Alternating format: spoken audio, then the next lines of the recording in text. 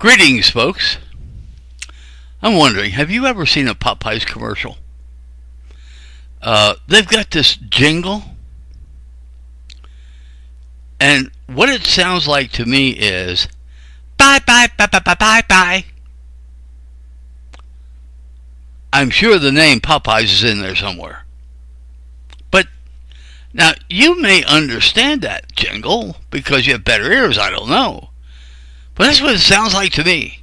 It all runs together and it sounds meaningless. Okay, enough of that. Greetings, folks. Today is Tuesday, January 29th, 2019. I have to say it again.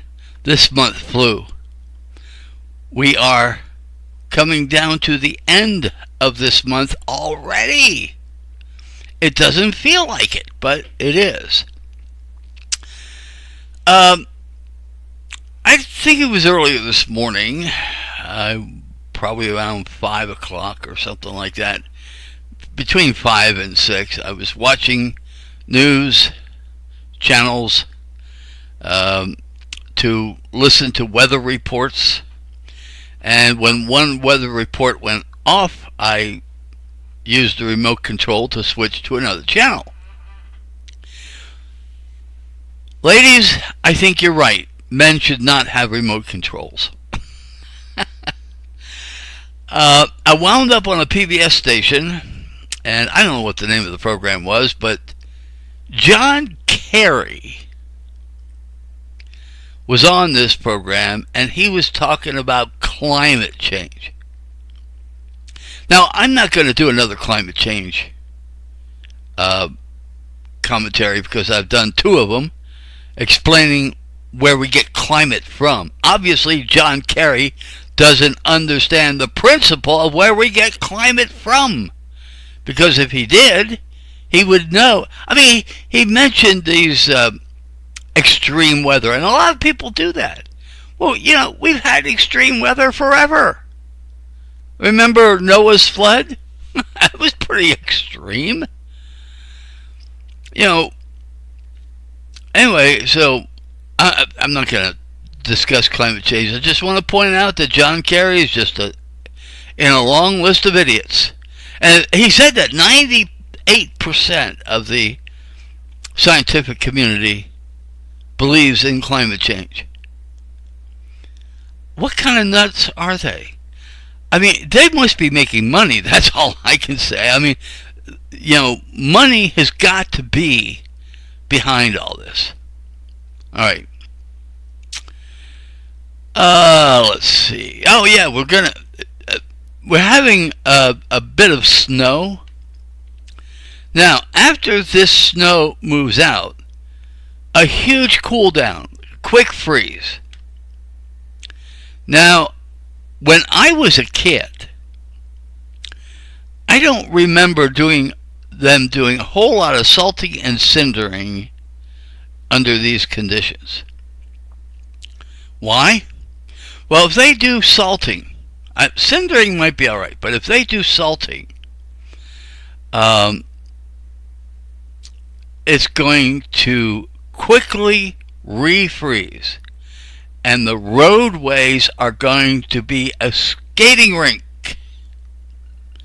So why would these people, I think I know why. Our governments are being run by stupidity.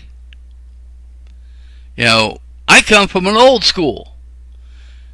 You don't shovel the snow until the snowstorm is over. I mean, you shovel the snow, more snow's coming, it could fill up that. You know, what's the point of going out in the snow? Well, yeah, hey, I used to do that when I was younger. Because I enjoyed being in the snow. And plus the fact, it depends on how much snow we're going to get. If you're expecting 30 inches of snow, then it might be okay to do a little at a time instead of doing 30 inches all at once. So, yeah. Yeah, I can see that. But if we're just expecting 6 inches of snow, Wait till the storm is over.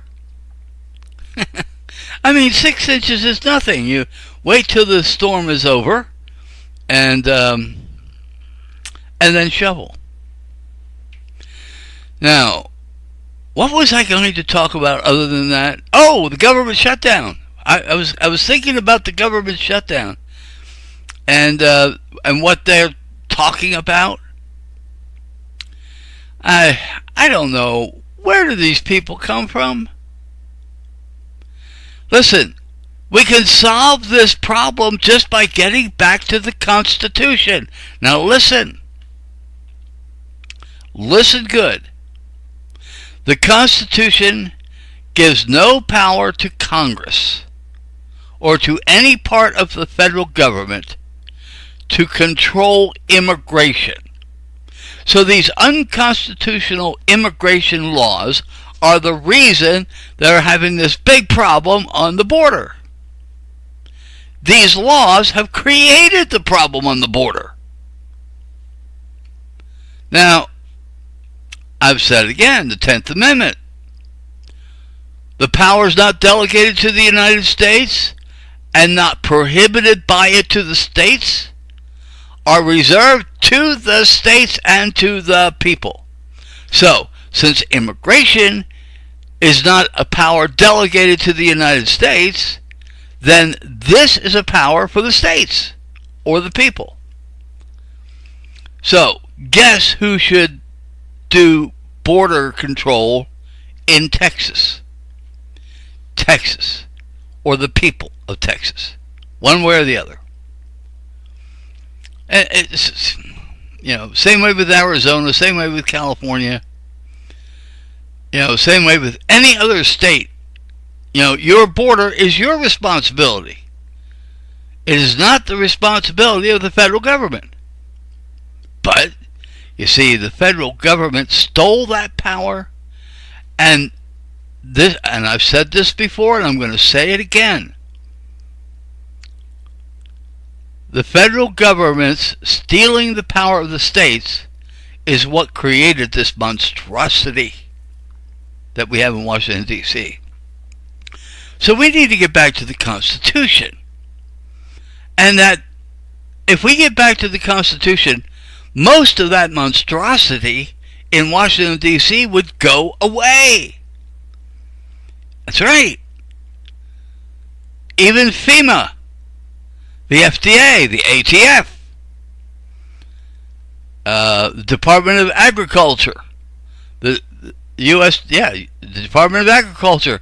Where do we find in the Constitution the power to regulate agriculture? Where do we see that? We don't. And how about giving out milk money to farmers and all that stuff? We don't have that kind of power. The Constitution doesn't give that power. Therefore, that, again, is for the states. So, I have some farmer friends. States have rules, and so does the federal government have rules. And sometimes they collide. Give me a break. Anyway, okay. Please, folks, let's get back to the Constitution. We have to get back to the Constitution. We have to do it now. That's my commentary. Thanks for listening.